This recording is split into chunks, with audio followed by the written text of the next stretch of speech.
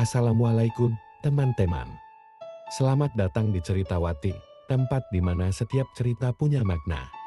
Di sini kita nggak cuma dengar cerita, tapi juga belajar dari setiap pengalaman dan pesan yang dibawa. Jadi, duduk santai, dengerin baik-baik, dan resapi setiap alurnya. Jangan lupa like, komen, dan subscribe biar nggak ketinggalan cerita-cerita berikutnya. Yuk, kita mulai. Hujan mengguyur deras di sore itu, membasahi jalanan desa yang lengan. Di sebuah rumah kecil berwarna krem pudar, Siska duduk di ruang tamu yang sekaligus menjadi dapur, merapikan lipatan kain yang akan dijahit. Wajahnya teduh, namun menyimpan bayangan kelelahan yang hanya diketahui oleh mereka yang hidup dalam perjuangan. Tanpa henti, ia mengenakan daster lusuh berwarna biru, rambutnya dikuncir sederhana, dan tangannya bergerak cekatan. Siska adalah seorang ibu rumah tangga berusia 35 tahun. Tingginya sedang, tubuhnya agak kurus karena sering lupa makan demi mengutamakan anak-anaknya. Di matanya yang coklat, terpancar tekad yang kuat meskipun lelah kerap menghampiri. Ia telah menikah selama 12 tahun dengan Arman, seorang lelaki sederhana yang dulunya pekerja keras. Namun sejak beberapa tahun terakhir, mulai berubah. Arman dulunya adalah supir truk pengangkut hasil bumi. Pekerjaannya cukup untuk memenuhi kebutuhan keluarga mereka. Namun, perlahan kebiasaan buruk menguasainya. Arman sering pulang larut malam, membawa bau alkohol dan amarah. Sebagian besar penghasilannya habis untuk berjudi, meninggalkan Siska mengurus segalanya sendiri. Rumah mereka kecil, berdiri di pinggir desa. Tidak ada barang mewah di sana. Hanya perabotan lama yang dibeli saat masa-masa awal pernikahan. Siska tak pernah mengeluh. Ia selalu percaya bahwa selama keluarga bersama, semua masalah bisa diatasi. Mereka memiliki 3 anak. Aulia, si sulung yang berusia 10 tahun, adalah gadis kecil cerdas dan rajin. Dia sering membantu ibunya menjaga adik-adiknya. Arka, anak kedua yang berusia 7 tahun, pendiam namun sangat peka terhadap keadaan di sekitarnya. Yang bungsu, Rania, baru berusia 3 tahun, adalah sumber tawa di tengah segala kesulitan. Hari itu, Siska sibuk merapikan kain dan memastikan anak-anaknya sudah makan. Ia tahu bahwa esok hari, tantangan baru akan dimulai. Tabungan mereka hampir habis, sementara kebutuhan terus meningkat. Siska harus memutar otak untuk mencari penghasilan tambahan. Ia memutuskan untuk mencoba sesuatu yang sederhana, namun berpotensi. Menjual es teh di depan rumah. Malamnya, ketika anak-anak sudah tertidur, Siska duduk di meja kecil di sudut ruang tamu. Ia mencatat daftar kebutuhan yang harus dibeli untuk memulai usaha kecilnya. Gelas plastik, gula, teh, dan es batu. Biayanya tak seberapa. Tapi bagi Siska yang kini harus mengatur uang dengan sangat hati-hati, itu terasa seperti pengorbanan besar. Arman pulang lewat tengah malam. Bau alkohol menyeruak, membuat Siska menoleh tanpa berkata apa-apa. Ia tahu percuma memulai pembicaraan dalam kondisi seperti ini. Arman hanya meliriknya sekilas sebelum masuk ke kamar, meninggalkan jejak lumpur di lantai. Siska menarik napas panjang, mencoba menahan rasa kecewa yang mengganjal di dadanya. Keesokan harinya, Siska mulai mempersiapkan segalanya. Ia bangun lebih pagi dari biasanya, memastikan semuanya siap sebelum anak-anak bangun. Dengan kain pelikat menutupi rambutnya, ia berdiri di depan rumah sambil mengaduk teh manis dalam panci besar. Harapannya sederhana. Ia hanya ingin anak-anaknya bisa terus sekolah dan hidup lebih baik darinya. Langkah awal ini adalah keputusan yang akan membawa Siska ke perjalanan penuh liku. Meski hujan atau panas, ia bertekad untuk tetap berdiri di sana. Dengan senyuman kecil yang tersimpan di wajahnya, demi anak-anaknya yang ia cinta lebih dari apapun di dunia ini. Hujan mulai reda, meninggalkan aroma tanah basah yang menyegarkan udara pagi. Siska duduk di bangku kayu di teras kecil rumahnya, ditemani secangkir kopi hitam. Pandangannya menerawang jauh ke sawah yang membentang di depan rumah. Hatinya berdebar-debar memikirkan rencana kecil yang akan ia mulai hari itu. "Bu, nanti aku bantu ya," ujar Aulia tiba-tiba, mengagetkan Siska dari lamunannya. Gadis kecil itu berdiri di samping pintu dengan rambut dikuncir 2, mengenakan seragam sekolah yang sudah sedikit pudar warnanya. Siska tersenyum lembut dan mengusap kepala putrinya. "Kamu fokus sekolah dulu, Nat. Kalau sudah besar, baru bantu ibu, ya." Aulia mengangguk, meski tampak enggan meninggalkan ibunya. Siska tahu betapa Aulia sering merasa bertanggung jawab atas adik-adiknya. Padahal usianya masih terlalu muda untuk memikul beban sebesar itu. Setelah mengantar Aulia dan Arka ke sekolah, Siska mulai merapikan bahan-bahan yang ia beli sehari sebelumnya. Ia menata gelas plastik di atas meja kecil yang sengaja dipindahkan ke teras rumah. Meja itu sudah tua, warnanya mulai memudar, tetapi masih cukup kokoh. Di atasnya, dia letakkan panci berisi teh manis hangat dan ember kecil berisi es batu. Semoga ada yang beli, gumam Siska sambil menata barang-barang tersebut. Ia menggenggam nadanya, mencoba mengusir kekhawatiran yang mulai merayap. Tetangga sekitar mulai berlalu lalang. Beberapa dari mereka berhenti sejenak untuk melihat apa yang sedang dilakukan Siska. Ada yang tersenyum ramah, tetapi tak sedikit pula yang hanya mengangkat alis, seolah meragukan langkah kecilnya itu. "Teh manis, Bu Siska?" tanya Ibu Rini, tetangga sebelah yang dikenal suka berbasa-basi. Wanita itu mendekat sambil membawa sapu lidi di tangannya. "Iya Bu, saya coba jualan es teh, buat tambah-tambah uang sekolah anak-anak," jawab Siska, berusaha terdengar ceria meskipun hatinya sedikit bergetar. Ibu Rini mengangguk pelan, matanya meneliti meja sederhana di depan Siska. "Semoga laku ya, tapi di sini, orang jarang beli yang begitu-begitu." Siska tersenyum samar. "Doakan saja, Bu." Hari pertama Siska berjualan berjalan lambat, hanya beberapa gelas yang terjual. Kebanyakan dibeli oleh anak-anak yang lewat sepulang sekolah. Meski hasilnya belum banyak, Siska tidak menyerah. Baginya, ini adalah langkah awal yang penting. Di malam hari, setelah anak-anak tidur, Siska duduk di dapur, mencatat pengeluaran dan pendapatan kecilnya di buku catatan tipis. Ia menyalakan lampu minyak karena listrik di rumahnya sering mati. Di tengah keheningan malam, ia merenung tentang hidupnya. Ia teringat masa mudanya yang penuh harapan. Dulu, Siska adalah gadis desa yang ceria dan punya mimpi besar. Ia ingin menjadi guru, mengajar anak-anak di desanya agar tidak buta huruf. Namun, keadaan ekonomi keluarganya memaksanya menikah muda. Arman, lelaki yang dulunya ia cintai, pernah berjanji akan membahagiakannya. Tapi waktu mengubah segalanya. Kini, Siska hanya ingin anak-anaknya memiliki hidup yang lebih baik. Ia ingin mereka merasakan pendidikan yang layak, sesuatu yang tidak pernah ia dapatkan. Keesokan harinya, usaha kecil Siska mulai menunjukkan hasil. Anak-anak sekolah sering mampir untuk membeli es teh setelah jam belajar. Siska senang melihat senyum di wajah mereka, meskipun hasil jualannya masih jauh dari cukup untuk memenuhi kebutuhan. Dalam setiap hiruk-pikuk hari itu, Siska menemukan kebahagiaan kecil, sapaan hangat dari anak-anak, obrolan ringan dengan beberapa tetangga yang mulai bersimpati, dan pelukan dari Rania yang selalu menyambutnya dengan senyum polos. Namun, di balik senyum dan kerja kerasnya, ada perasaan yang ia pendam sendiri. Ia sering bertanya-tanya, sampai kapan ia harus berjuang sendirian? Sampai kapan Arman akan terus seperti ini? Siska menepis pikiran itu. Ia memilih untuk fokus pada apa yang bisa ia lakukan hari ini, bekerja keras demi anak-anaknya. Hari-hari berlalu, dan usaha kecil Siska mulai berjalan lebih lancar. Setiap pagi, ia bangun sebelum subuh untuk menyiapkan dagangannya. Aulia selalu membantunya mengaduk teh. Sementara, Arka sesekali membantu menuangkan es batu ke dalam ember kecil.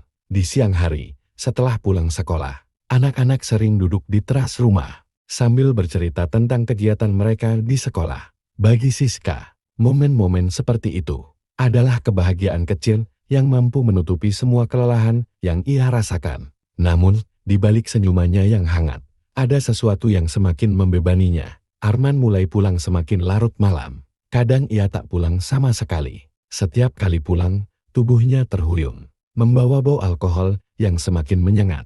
Jika dulu ia masih menyisakan sedikit uang untuk Siska, kini ia sering pulang dengan kantong kosong dan mata yang tak lagi menyiratkan kasih sayang. Suatu malam, ketika hujan turun dengan deras, Siska duduk di ruang tamu sambil menunggu. Arman, jam di dinding menunjukkan pukul 11 malam. Ia menunggu bukan karena berharap, tapi karena khawatir. Aulia keluar dari kamar dengan mata yang masih mengantuk. "Bu, ayah belum pulang?"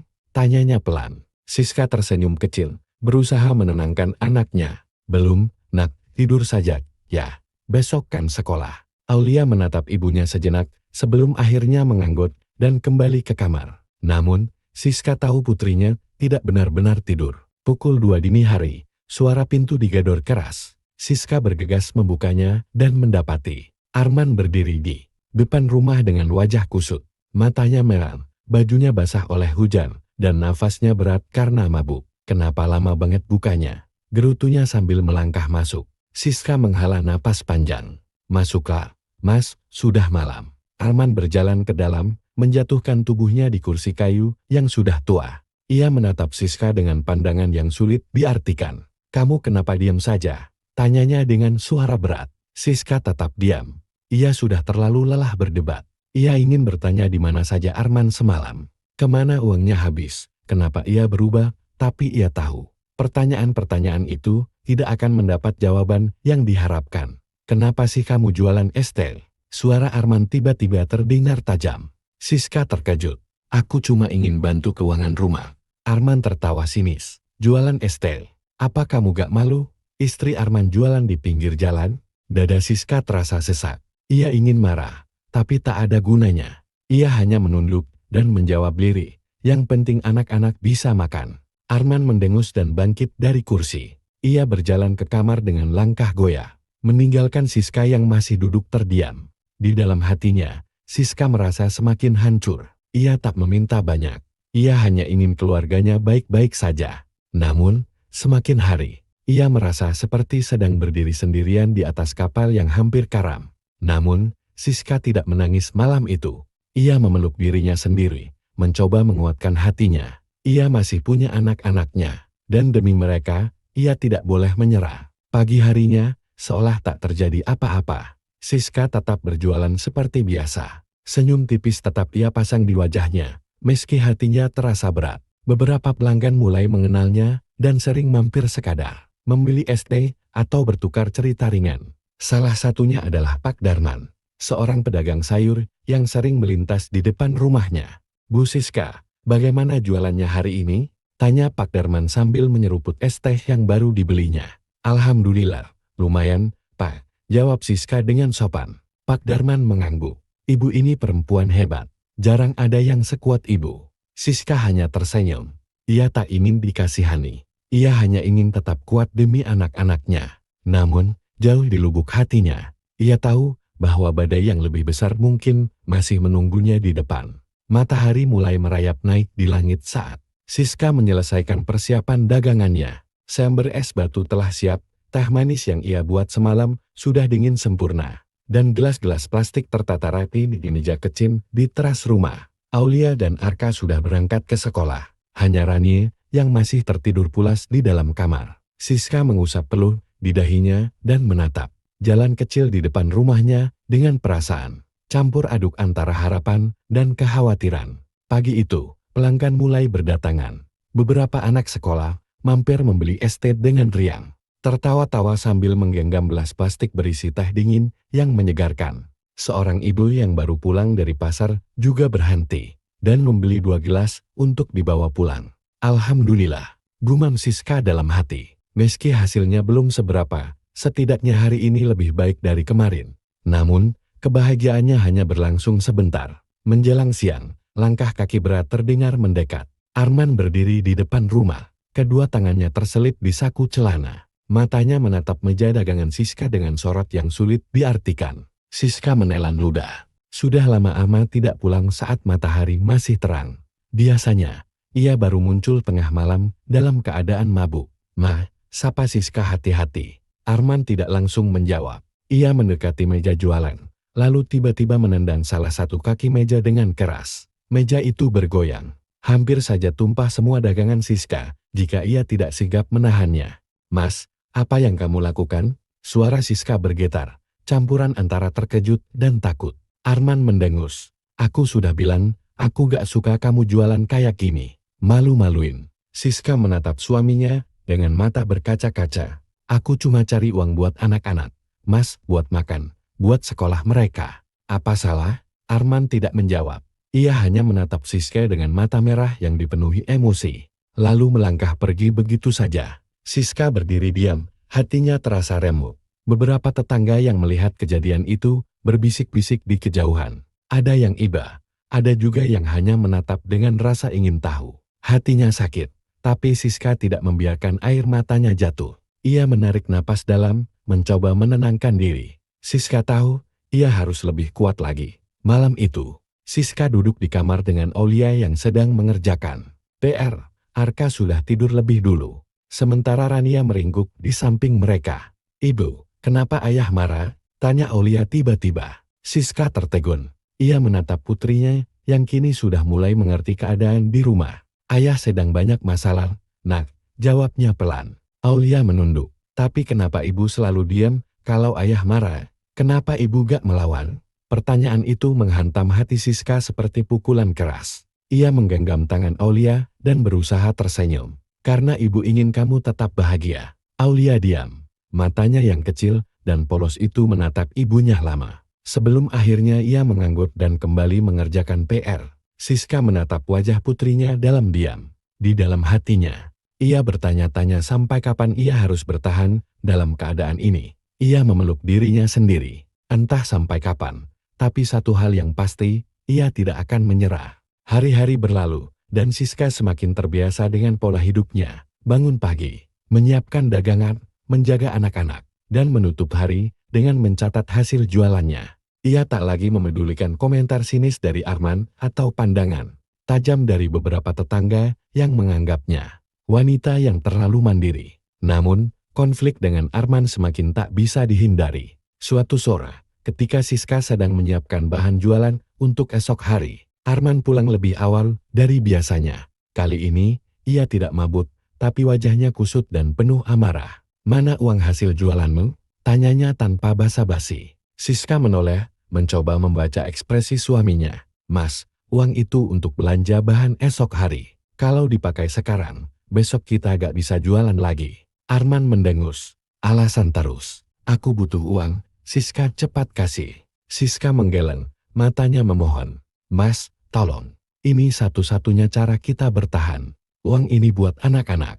Aku gak peduli." Arman membentak keras, membuat Rania yang sedang bermain di pojok ruangan menangis ketakutan. Aulia berlari keluar dari kamarnya, berdiri di samping Siska seolah ingin melindungi ibunya. "Ayah, jangan marahi ibu," katanya dengan suara tegas. Arman terdiam sejenak, menatap putrinya dengan sorot mata yang tak bisa dijelaskan. Namun, kemarahannya tak mereda. Ia mengambil dompet Siska dari atas meja dan mengeluarkan semua uang yang ada di dalamnya, lalu pergi tanpa sepatah kata. Siska terduduk lemas di kursinya. Air mata yang selama ini ia tahan akhirnya mengalir. Aulia memeluk ibunya erat, sementara Rania terus menangis di sudut ruangan. "Ibu, jangan sedih. Aku janji, aku akan bantu ibu. Aku akan belajar keras. Nanti aku bisa kerja dan bantu ibu," kata Aulia, suaranya bergetar. Siska memeluk kedua anaknya, mencoba menenangkan mereka meskipun hatinya hancur berkeping-keping. Perlahan kehidupan mulai berubah. Setelah kejadian itu, Siska semakin berhati-hati dengan penghasilannya. Ia mulai menyimpan sebagian uangnya di tempat yang Arman tidak tahu. Hanya meninggalkan jumlah kecil di dompetnya sebagai kamuflas. Ia juga mulai mencari peluang lain untuk menambah penghasilan. Setiap malam, setelah anak-anak tidur, ia membuat keripik singkong yang ia jual bersamaan dengan es teh. Meskipun melelahkan, Siska merasa sedikit lebih tenang karena ada tambahan pemasukan. Namun, tekanan dari Arman tidak berhenti. Suatu hari, saat sedang sibuk melayani pembeli, Arman muncul dengan beberapa temannya. Mereka duduk di teras rumah, merokok, dan tertawa keras. Arman bahkan tidak memedulikan pelanggan. Siska yang merasa risih dengan kehadiran mereka. "Mas, tolong jangan merokok di sini. Banyak anak kecil," pinta Siska dengan sopan. Arman hanya tertawa. "Ini rumahku juga kan? Aku bebas mau ngapain." Siska terdiam. Ia tahu bahwa berdebat hanya akan memperburuk situasi. Namun, dalam diamnya, ia mulai merencanakan sesuatu. Suatu malam, setelah anak-anak tidur, Siska membuka buku catatan kecilnya. Ia menghitung uang yang berhasil ia kumpulkan selama sebulan terakhir.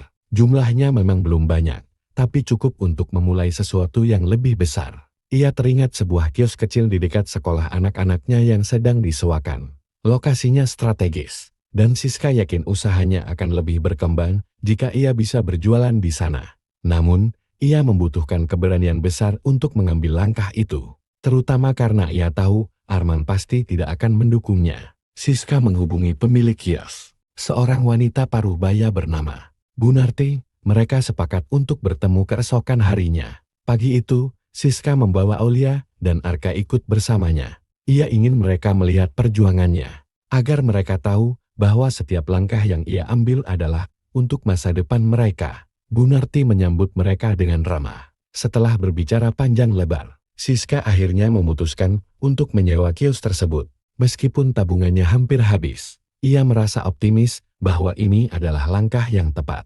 Setelah menyewa kios kecil itu, Siska memulai hari-harinya dengan semangat baru. Lokasi yang lebih strategis membuat dagangannya lebih mudah dikenal. Dalam waktu singkat, pelanggan yang datang semakin banyak, dan hasil jualannya meningkat. Aulia dan Arka juga semakin semangat membantu Siska di kios setiap kali pulang sekolah. Mereka membantu menuangkan ester, menyusun keripik, bahkan belajar mencatat pesanan dari pelanggan. Bu, kita jualan apa lagi biar tambah ramai? Tanya Aulia suatu sore. Siska tersenyum, merasa bangga dengan anaknya yang sudah mulai berpikir seperti itu. Kita lihat nanti, ya, nak, kalau ada untung lebih. Ibu ingin coba jual makanan kecil seperti pastel atau risoles. Aulia mengangguk antusias. Aku mau bantu goreng nanti. Kebahagiaan kecil seperti ini membuat Siska merasa bahwa perjuangannya tidak sia-sia. Konflik dengan Arman memuncak. Namun, di sisi lain, hubungan Siska dengan Arman semakin memburuk. Setelah tahu bahwa Siska menyewa kios tanpa memberitahunya, Arman marah besar. Jadi, kamu pikir kamu bisa jalan sendiri tanpa bilang ke aku? Bentaknya suatu malam saat pulang dalam keadaan mabuk. Siska yang sedang duduk di ruang tamu mencoba menjelaskan. Mas, aku lakukan ini untuk kita semua. Untuk anak-anak. Dagangan kita di kios jauh lebih laku. Bukan kita. Itu cuma kamu. Kamu gak pernah mikirin aku. Arman melemparkan botol plastik yang dipegangnya ke lantai. Siska terdiam. Di dalam hatinya, ia ingin membalas bahwa justru Arman yang tak pernah memikirkan keluarganya. Tapi ia memilih diam. Ia tahu, berdebat hanya akan memancing kekerasan. Arman mendekat, menatapnya dengan mata penuh amarah. Ingat, Siska, aku kepala rumah tangga di sini. Jangan pernah lupa itu. Siska hanya menunduk, berusaha menahan air matanya. Meskipun perlakuan Arman semakin menyakitkan, Siska tidak menyerah. Ia tetap berjualan, mengelola kiosnya dengan baik, dan terus mencari cara untuk meningkatkan penghasilannya. Ia mulai membuat menu baru seperti teh tarik dan jus buah, yang ternyata cukup diminati pelanggan. Kios kecil itu kini menjadi tempat favorit para siswa dan orang tua yang menunggu anak-anak mereka pulang sekolah. Siska juga mulai menyisihkan sebagian uang hasil dagangannya untuk ditabung. Ia tahu, tabungan itu bisa menjadi penyelamat di masa depan jika keadaan semakin memburuk. Di sisi lain, Aulia dan Arka semakin paham dengan kondisi keluarga mereka. Aulia, yang kini duduk di kelas 5 SD, sering membantu menjaga Rania di rumah jika Siska harus bekerja hingga larut sore. Bu, jangan khawatir. Aku bisa jaga adik, kata Aulia suatu kali. Siska merasa terharu. Ia tahu, anak-anaknya tumbuh menjadi sosok yang kuat dan penuh pengertian. Meskipun hidup mereka tidak mudah, ketegangan mencapai puncaknya. Suatu malam, ketika Siska sedang menutup kios, ia melihat Arman berdiri di ujung jalan. Wajahnya tampak gelap, matanya menatap tajam ke arah Siska. Apalagi ini? Pikir Siska dalam hati. Saat Siska berjalan mendekat, Arman langsung menghampirinya. Tanpa berkata apa-apa, ia menarik lengan Siska dengan kasar. Mas, apa-apaan ini? Siska mencoba melepaskan diri. Kamu pikir kamu hebat? Ya sekarang, kamu lebih pilih kios itu daripada aku? Suara Arman terdengar serak, bercampur kemarahan dan dendam. Mas, aku melakukan ini untuk keluarga kita. Jawab Siska dengan suara yang bergetar. Bohong. Arman membentak, lalu mendorong Siska hingga hampir terjatuh. Untungnya, seorang pelanggan yang kebetulan lewat segera menghampiri mereka. Pak, jangan kasar sama istri sendiri, ujar pria itu dengan tegas. Arman menatap pria itu dengan mata berkilat, tapi ia tak mengatakan apa-apa. Setelah beberapa detik yang terasa seperti selamanya, ia akhirnya pergi begitu saja tanpa sepatah kata. Siska berdiri diam, mencoba menenangkan detak jantungnya yang berpacu cepat. Pria itu membantunya mengambil barang-barang yang terjatuh. Bu, kalau ada apa-apa, Jangan ragu minta bantuan, kata pria itu sebelum pergi. Siska hanya mengangguk, merasa campuran antara malu dan syukur. Siska mengambil keputusan. Malam itu, Siska merenung. Ia tahu, ia tidak bisa terus hidup seperti ini. Arman semakin tak terkendali, dan ia takut anak-anaknya akan menjadi korban. Ia menatap wajah anak-anaknya yang sedang tidur. Di dalam hati, ia berjanji untuk melindungi mereka, apapun yang terjadi. Aku harus kuat, demi mereka. Di tengah malam yang sunyi, Siska mulai merencanakan langkah berikutnya. Malam itu menjadi titik balik bagi Siska. Ia menyadari bahwa ia tidak hanya perlu bertahan, tetapi juga mengambil tindakan untuk melindungi dirinya dan anak-anaknya. Tidak ada lagi ruang untuk ketakutan, tidak ada lagi waktu untuk pasrah. Di dalam hatinya, ia sudah memutuskan, jika Arman terus menjadi ancaman bagi keluarganya, ia harus berani melangkah pergi. Langkah awal menuju kemandirian. Pagi itu, Siska bangun lebih awal dari biasanya. Ia menyiapkan sarapan untuk anak-anak dan memastikan semuanya berjalan lancar sebelum pergi ke kios. Di sela-sela pekerjaannya, ia juga mulai mencari informasi tentang bantuan hukum dan perlindungan bagi perempuan. Ia menghubungi salah seorang pelanggan setianya, Bu Rini, seorang guru yang sering membeli es teh di kiosnya. Bu Rini adalah sosok yang ramah dan tampak tulus, sehingga Siska merasa nyaman untuk bercerita. Bu, bolehkah saya tanya sesuatu? Siska bertanya hati-hati saat Bu Rini sedang menunggu pesanannya. Tentu saja, Siska. Apa yang ingin kamu tanyakan? Siska menghela napas dalam-dalam, lalu memberanikan diri untuk berbicara. Ia menceritakan sebagian kecil dari apa yang ia alami tanpa menyebutkan semua detailnya dan meminta saran. Mata Bu Rini menyiratkan keprihatinan mendalam. Siska, kamu wanita yang sangat kuat. Tapi ingat, kamu tidak harus menghadapi semuanya sendirian. Kalau ada masalah, kamu bisa minta bantuan ke Pusat Pelayanan Terpadu Pemberdayaan Perempuan dan Anak P2TP2E. Mereka bisa memberikan dukungan hukum dan perlindungan. Siska mengangguk.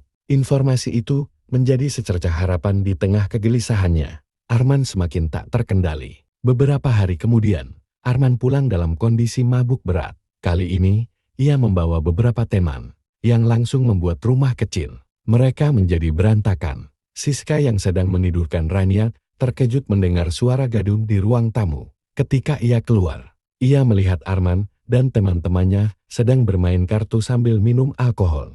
Mas, ini sudah malam. Anak-anak butuh istirahat, kata Siska mencoba menenangkan situasi. Namun, Arman hanya tertawa keras. Ini rumahku. Aku mau ngapain pun, terserah aku. Aulia dan Aka yang terbangun karena suara bising itu keluar dari kamar mereka. Mata Aulia dipenuhi ketakutan. Sementara Arka menggenggam tangan kakaknya erat-erat. Bu, aku takut, bisik Arka. Siska merasakan amarah yang membakar di dadanya. Ia tidak bisa membiarkan anak-anaknya hidup dalam ketakutan seperti ini. Mas, kalau kamu terus seperti ini, aku akan pergi dari sini, kata Siska dengan suara tegas. Meskipun di dalam hatinya ia merasa gemetar. Arman berdiri, matanya memerah karena mabuk. Kamu mau pergi? Coba saja kalau berani. Ia mendekat dengan langkah gontai, tapi salah satu temannya menahannya. Sudahlah, Man, jangan bikin keributan, kata pria itu, lalu menarik Arman untuk duduk kembali. Siska membawa anak-anaknya masuk ke kamar dan mengunci pintu. Malam itu terasa sangat panjang. Rania yang terbangun karena kegaduhan kembali menangis. Sementara Aulia mencoba menenangkan adiknya. Bu, kapan kita bisa tinggal di tempat yang tenang? Tanya Aulia dengan suara lirih. Matanya yang bulat penuh dengan harapan yang menyayat hati. Pertanyaan itu menghantam Siska seperti pukulan keras. Ia memeluk anak-anaknya erat-erat, berjanji dalam hati bahwa ia akan melakukan apa saja demi membawa mereka keluar dari situasi ini.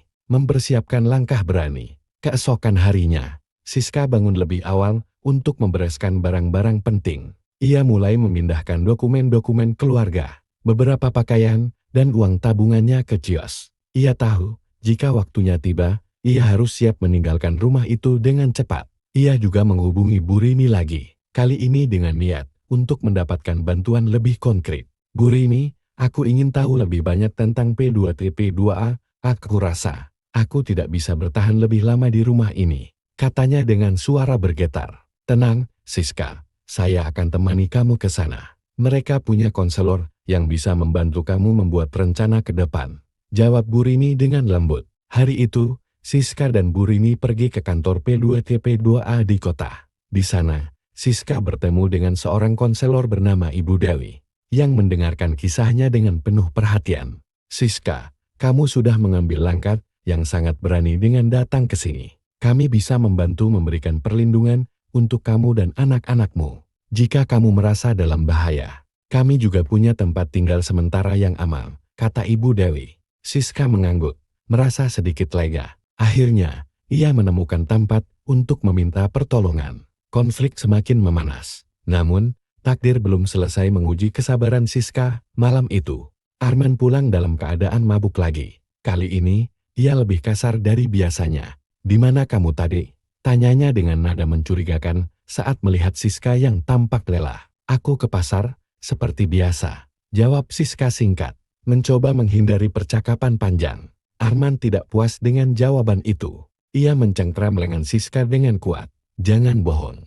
Kamu pasti pergi ngadu ke orang lain. Ya, Siska meringis kesakitan, tapi ia mencoba tetap tenang. Ia tahu, melawan hanya akan memperburuk keadaan. Mas, lepaskan aku. Aku tidak melakukan apa-apa, katanya pelan. Berharap Arman akan mengendorkan cengkeramannya. Namun, Arman semakin marah. Ia melemparkan Siska ke sofa, membuat suara keras yang membuat Aulia dan Arka kembali keluar dari kamar mereka. Sudah, Mas. Hentikan, teriak Aulia sambil berdiri di depan ibunya. Arman tertegun melihat anak perempuannya yang berani menentangnya. Namun, dalam kemarahannya, ia justru melontarkan kata-kata kasar. Kamu ikut-ikutan melawan aku juga sekarang?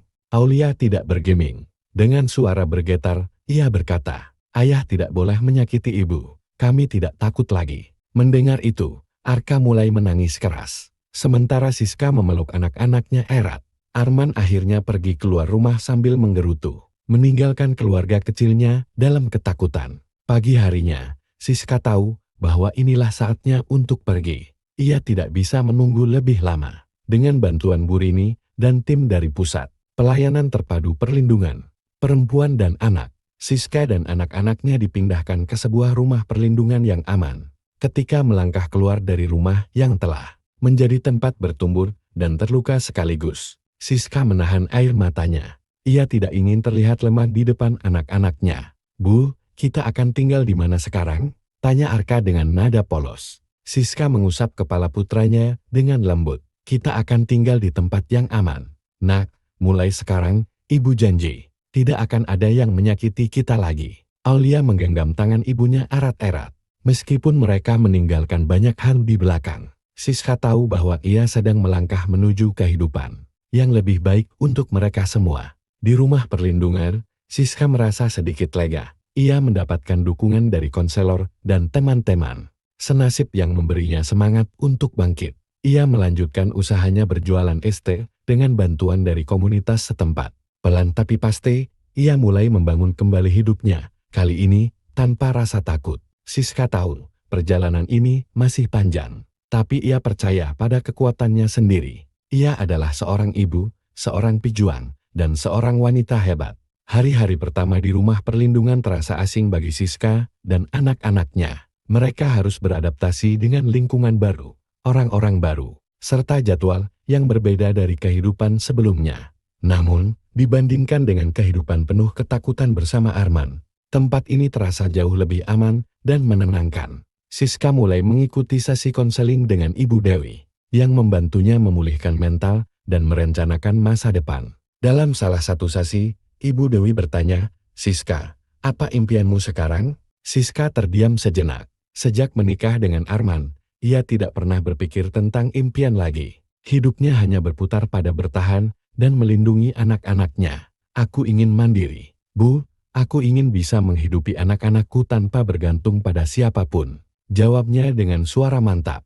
Ibu Dewi tersenyum. Itu impian yang sangat baik. Siska, apa kamu ingin mengembangkan usaha es tehmu lebih besar? Siska mengangguk. Selama ini, kios kecilnya adalah satu-satunya sumber penghasilan yang bisa diandalkan. Jika ia bisa memperbesar usahanya, Mungkin ia benar-benar bisa lepas dari bayang-bayang Arman. Kalau begitu, kita akan cari cara agar kamu bisa berkembang, kata Ibu Dewi memberi semangat. Dengan bantuan komunitas dan donasi dari beberapa pihak, Siska bisa menyewa sebuah tempat kecil untuk berjualan. Tempat itu bukan lagi kios sempit di pinggir jalan, melainkan warung kecil yang bisa menampung lebih banyak pelanggan. Ia juga mulai membuat inovasi baru. Selain menjual es teh biasa, ia menambahkan variasi seperti es teh lemon, es teh susu, dan beberapa minuman lain yang sedang tren. Dengan promosi dari mulut ke mulut, warung Siska mulai ramai pembeli. Anak-anaknya pun perlahan mulai kembali tersenyum. Aulia sering membantu menjaga kasir setelah pulang sekolah. Sementara Arka dengan semangat membantu mencuci gelas plastik bekas minuman. Bu, kalau nanti warung ini sukses, kita bisa punya rumah sendiri kan? Tanya Aulia suatu sore. Siska tersenyum dan mengusap kepala putrinya. Iya, nak, kita akan punya rumah sendiri. Kita akan hidup lebih baik. Di dalam hatinya, Siska berjanji akan bekerja lebih keras demi masa depan yang lebih cerah untuk anak-anaknya. Namun, ketenangan itu tidak bertahan lama. Suatu siang, saat Siska sedang sibuk melayani pelanggan, seorang pria datang menghampiri warungnya. Siska, suaranya membuat darahnya berdesir. Ia mengenali suara itu. Ia mendongak dan melihat Arman berdiri di depannya. Wajahnya penuh amarah, dan sorot matanya membuat Siska merasakan ketakutan yang dulu sempat hilang. Kamu pikir bisa kabur dari aku selamanya? Tanya Arman dengan nada mengancam. Siska berusaha tetap tenang meskipun jantungnya berdegup kencang. Arman, pergilah. Aku tidak ingin ada masalah. Arman tertawa sinis. Kamu sudah bikin malu aku. Siska pergi dari rumah tanpa izin, lalu mengadu ke orang-orang. Sekarang kamu sok mandiri. Beberapa pelanggan mulai memperhatikan kejadian itu. Namun Siska tetap berusaha mengendalikan situasi. Aku pergi karena aku tidak ingin anak-anak hidup dalam ketakutan. Aku tidak akan kembali.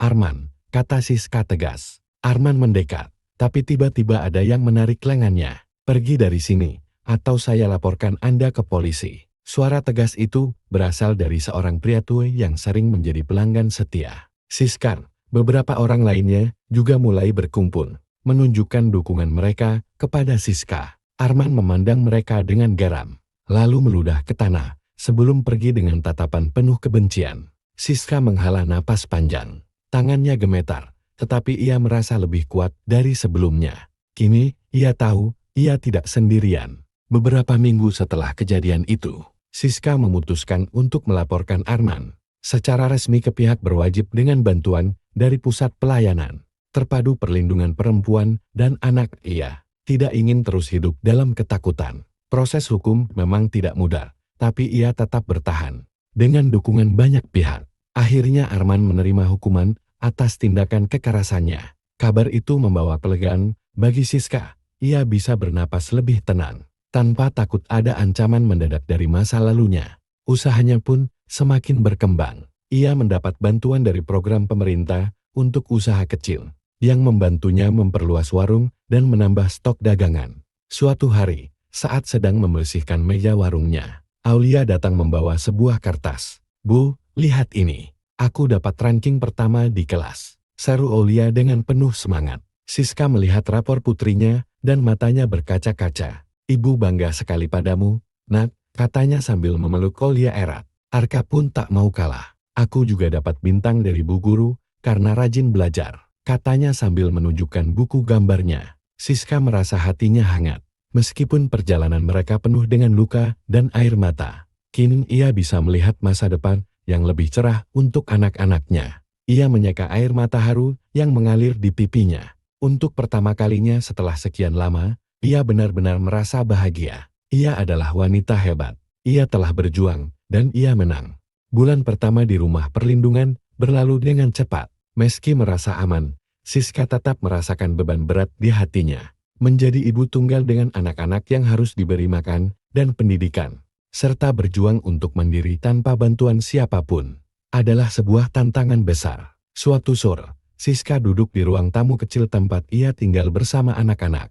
Mereka sedang bermain kartu bersama. Sementara di meja dekat jendela, setumpuk dokumen bisnis warung menunggu untuk ditindaklanjuti. Ia harus membuat rencana agar warung es teh yang ia kelola bisa berkembang lebih jauh. Suatu hari, ia datang dengan sepeda motor, matanya penuh dengan amarah. "Jangan pikir kamu bisa hidup tenang setelah meninggalkan aku begitu saja," teriak Arman, sambil memandang Siska dengan tatapan tajam. Siska merasa darahnya mendidih, tapi ia berusaha untuk tidak melawan. "Arman, ini bukan lagi urusanmu. Aku sudah mengurus semuanya dengan hukum. Pergilah sebelum saya laporkan lagi." Arman hanya tertawa sinis dan berbalik pergi. Namun, kata-kata dan ancamannya menghantui Siska sepanjang malam. Meskipun sudah berusaha menjalani hidup baru, bayangan Arman yang tiba-tiba muncul kembali membuatnya terjaga di malam hari. Minggu-minggu berikutnya, Siska semakin sibuk dengan warungnya. Meski keuangan keluarga tetap terbatas, ia tak ingin menyerah. Setiap pagi, ia bangun lebih awal, menyiapkan bahan baku, dan meracik es teh dengan resep baru yang lebih segar. Bu Rini, yang selama ini menjadi teman dekatnya, sering datang untuk memberi dukungan moral. "Wah, warungmu makin ramai, Siska," puji Bu Rini suatu sore. Setelah membeli segelas es teh lemon, "Aku dengar beberapa orang mulai bicarakan minuman kamu di media sosial. Itu bisa jadi peluang yang bagus." Siska terkejut mendengarnya. "Media sosial?" tanyanya dengan bingung. "Ya, kamu bisa coba jual online, mulai promosi dari Instagram atau Facebook. Buat akun khusus untuk warungmu. Jika kamu lebih sering update, orang-orang pasti semakin tertarik." Siska mulai mencari informasi lebih lanjut tentang cara memanfaatkan media sosial untuk berbisnis. Ia pun meminta bantuan Aulia untuk belajar mengoperasikan ponsel dan membuat akun untuk warungnya. Aulia yang sudah cukup pintar dengan teknologi segera memandu ibunya. Tidak lama setelah itu, warung Siska mulai mendapat perhatian lebih banyak pelanggan, terutama dari kaum muda yang tertarik mencoba variasi es teh kekinian.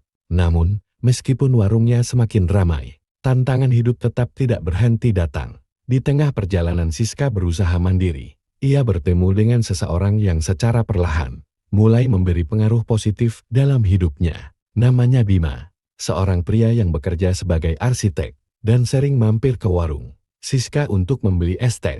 Bima adalah sosok yang tenang dan sangat berbeda dengan Arman. Awalnya, ia hanya datang untuk menikmati es teh dan berbicara dengan Siska. Namun, setelah beberapa kali pertemuan, Bima mulai lebih peduli dengan kehidupan Siska. Ia mengajukan diri untuk membantu warung Siska dengan desain interior yang lebih menarik, serta beberapa ide bisnis yang dapat membuatnya berkembang. "Warungmu punya potensi besar, Siska," kata Bima suatu sore. "Kamu bisa buat tempat ini lebih nyaman, menambah variasi makanan, dan mungkin coba bekerja sama dengan beberapa pengusaha lokal." Siska ragu, tetapi ia tidak ingin menolak begitu saja. "Aku tidak tahu apakah ini ide yang baik, Bima. Aku takut jika aku terlalu bergantung pada orang lain lagi." Bima tersenyum.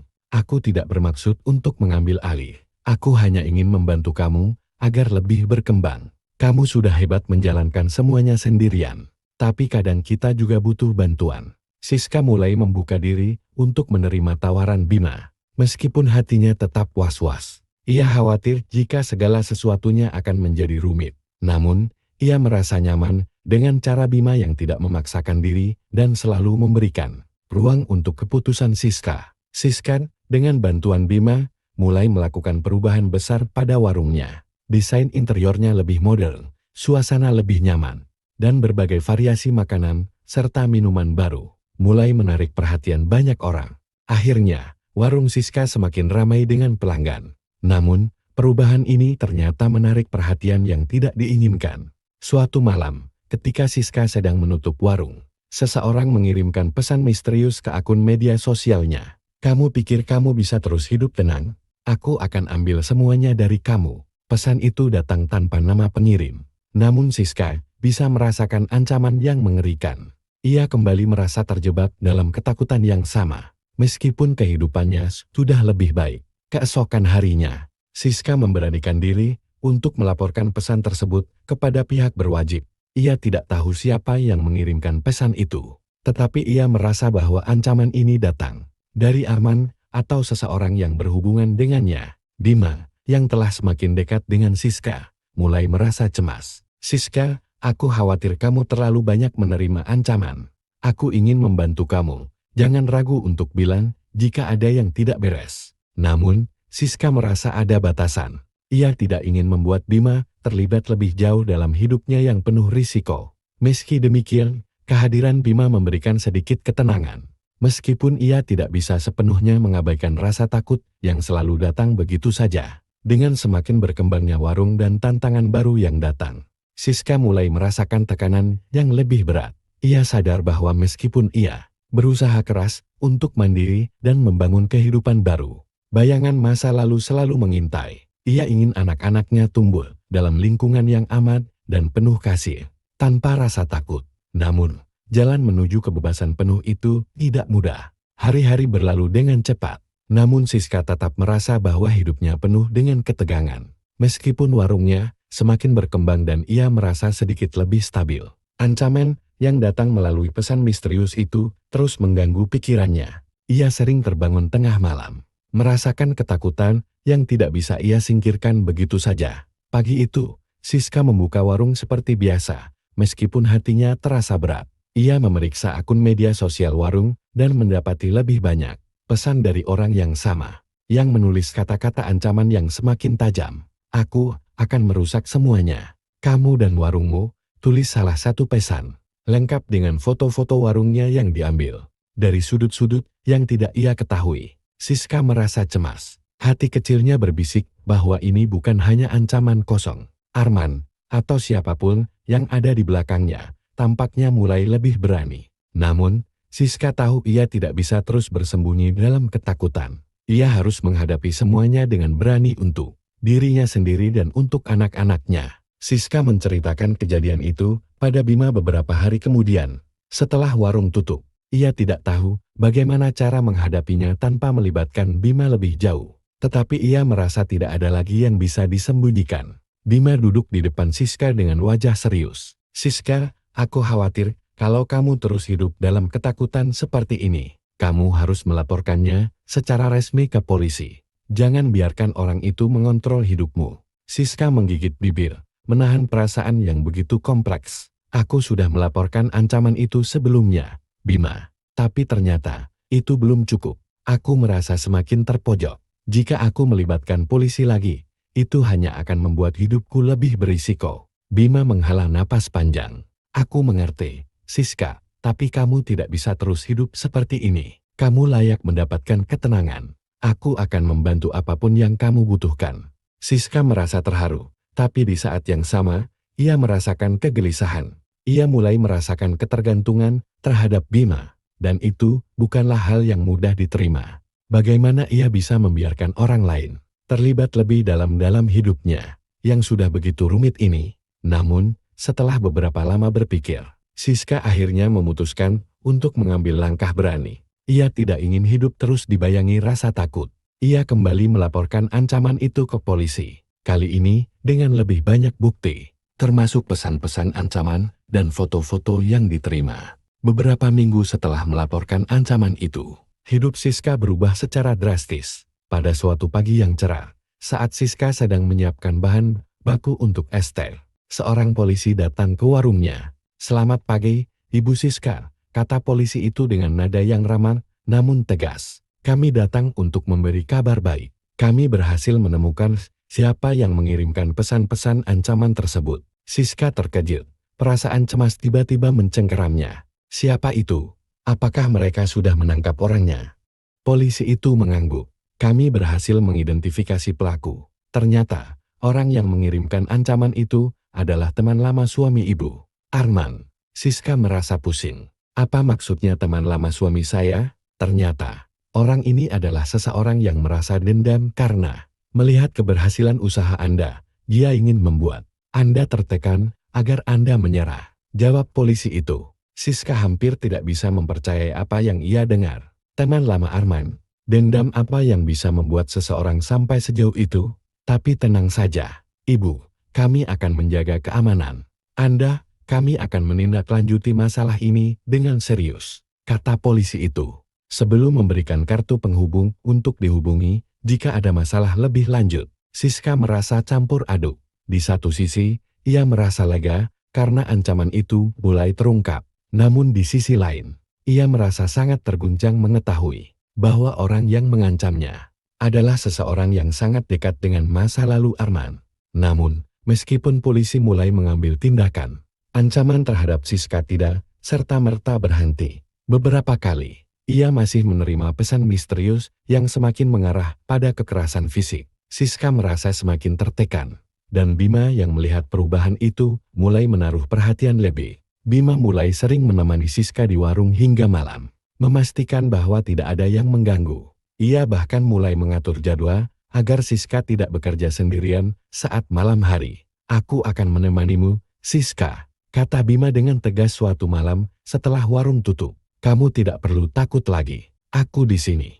Namun, meskipun ia merasa dihargai dan diperhatikan, Siska merasa ada sesuatu yang kurang. Sebuah rasa bersalah mulai menggerogoti hatinya. Ia tidak ingin Bima terlalu banyak terlibat. Suatu malam, saat mereka duduk berdua di warung yang telah sepi, Siska akhirnya mengungkapkan isi hatinya. "Bima, aku merasa kamu sudah terlalu banyak memberi untukku. Aku tidak ingin membuat hidupmu lebih rumit karena masalahku. Ini adalah urusanku." Bima menatapnya dengan tatapan lembut. "Siska, aku tidak akan pernah merasa keberatan untuk membantu kamu.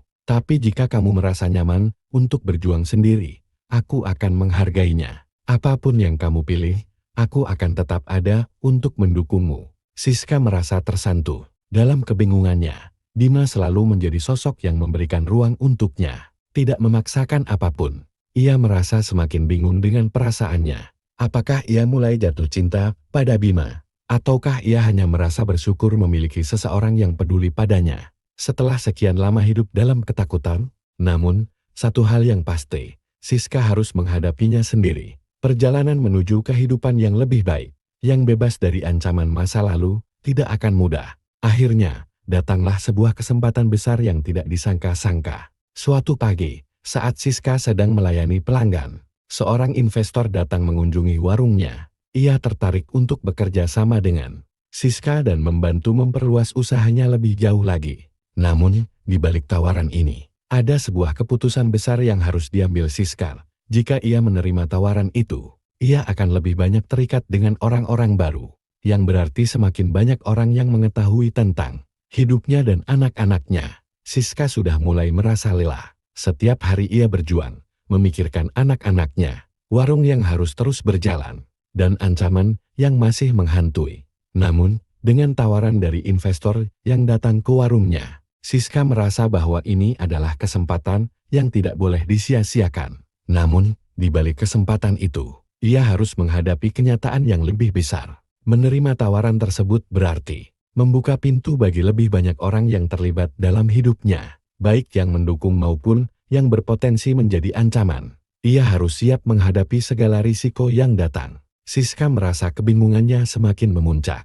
Apakah ia siap untuk berinvestasi dalam sesuatu yang lebih besar? Sesuatu yang bisa memberi kestabilan finansial bagi anak-anaknya. Namun di sisi lain, bisa berisiko memperburuk situasi yang sudah cukup menegangkan ini. Malam itu, setelah warung tutup, Bima duduk di meja bersama Siska. Mereka berbicara panjang lebar. "Siska, aku tahu ini bukan keputusan yang mudah," kata Bima dengan lembut. "Tapi ingat, tidak ada yang bisa mengubah masa depanmu kecuali dirimu sendiri. Kamu sudah kuat sejauh ini. Kamu layak mendapatkan yang terbaik." Siska menatap Bima, merasakan kehangatan dalam kata-katanya, namun juga kesedihan yang mendalam.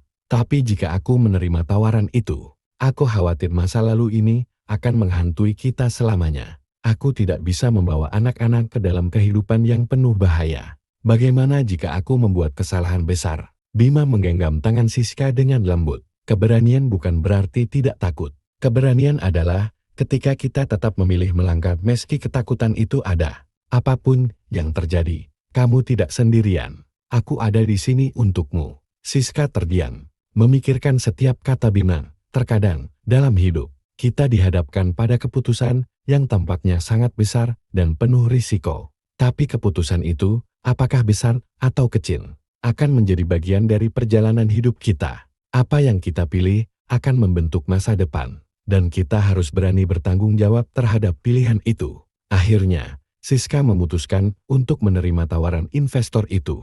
Ia tidak tahu apa yang akan terjadi ke depannya, Tetapi ia tahu satu hal, ia tidak bisa terus hidup dalam ketakutan dan penyesalan. Ia harus memberikan yang terbaik untuk anak-anaknya. Setelah beberapa bulan berjalan, warung Siska berkembang pesat.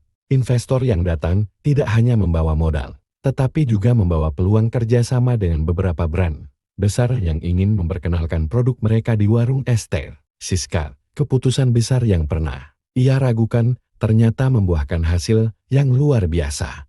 Namun, di balik kesuksesan yang kini ia rasakan, Siska tahu bahwa perjuangannya belum berakhir. Ia harus terus berhati-hati dalam menghadapi segala tantangan yang mungkin datang, baik dari masa lalunya maupun dari dunia bisnis yang semakin kompleks. Dalam perjalanan ini, ia tidak lagi merasa sendirian. Dima, yang semakin dekat dengannya, selalu memberikan dukungan, bukan hanya dalam hal bisnis, tetapi juga sebagai teman yang siap mendengarkan setiap beban di hatinya. Siska menyadari bahwa terkadang kita membutuhkan orang lain untuk melengkapi kekurangan kita. Akhir yang terbuka, namun penuh harapan. Beberapa tahun berlalu, dan Siska kini memiliki warung yang lebih besar dan lebih sukses. Ia tidak hanya mampu membesarkan anak-anaknya dengan baik, tetapi juga memberikan contoh bahwa ketekunan, keberanian, dan kasih sayang keluarga bisa mengatasi banyak hal. Arman, yang dahulu menjadi ancaman dalam hidupnya, akhirnya mendapatkan hukuman atas perbuatannya. Kehidupan Siska kini lebih damai. Meski tantangan tetap ada, ia tahu bahwa dirinya sudah lebih siap untuk menghadapinya. Dima, yang selalu ada di sampingnya, menjadi lebih dari sekadar teman. Mereka memutuskan untuk melangkah lebih jauh bersama, bukan hanya dalam urusan bisnis, tetapi juga dalam kehidupan pribadi. Siska akhirnya mengerti bahwa hidup tidak selalu berjalan mulus seperti yang kita harapkan. Namun, setiap langkah yang kita ambil, setiap keputusan yang kita buat, akan membawa kita menuju arah yang lebih baik jika kita berani bertindak dengan hati yang penuh harapan. Dari cerita Siska, kita belajar bahwa setiap orang memiliki jalan hidup yang berbeda, penuh liku dan cobaan. Namun, keberanian untuk berubah, untuk berani mengambil keputusan besar, dan untuk tetap memegang teguh harapan adalah hal yang paling penting. Dalam hidup, kita tidak pernah tahu apa yang akan datang. Namun, kita selalu memiliki pilihan untuk melangkah maju. Meski ketakutan datang menyelimuti, pilihan itu adalah milik kita.